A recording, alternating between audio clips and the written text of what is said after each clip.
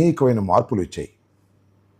Social media ప్రభావం చాలా విస్తృతంగా వ్యాపించింది. రెగ్యులర్ మీడియా కన్నా సోషల్ మీడియా చాలా ఇన్ఫర్మేషన్ని ప్రజలకు ఇస్తున్నదనేది సత్యం. అలాగే భారతదేశంలో కూడా సోషల్ మీడియా ప్రభావం తీవ్రంగా పెరిగిపోయింది. ముఖ్యంగా ఆంధ్ర రాష్ట్రంలో ఈ సోషల్ మీడియాని రాజకీయ పార్టీలు ఉపయోగిస్తున్నటువంటి తీరు సిగ్గుపడే విధంగా ఉంది.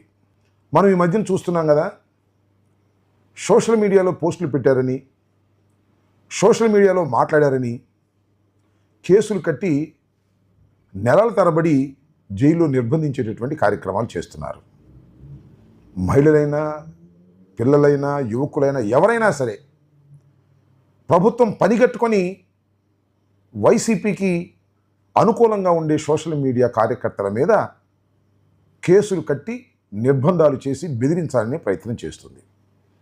ఒక అంశం అలా ఉంటే, రెండో అంశం వైఎస్ఆర్ కాంగ్రెస్ పార్టీని దూషించేటటువంటి సోషల్ మీడియాని, దూషించేటటువంటి వ్యక్తుల్ని, జగన్మోహన్ రెడ్డి గారిని, వారి కుటుంబ సభ్యుల్ని, వైఎస్ఆర్ కాంగ్రెస్ పార్టీకి చెందినటువంటి నాయకుల్ని ఇష్టం వచ్చినట్టుగా బూతులు తిట్టినా కూడా వారి మీద యాక్షన్ ఏమి ఉండలేదు.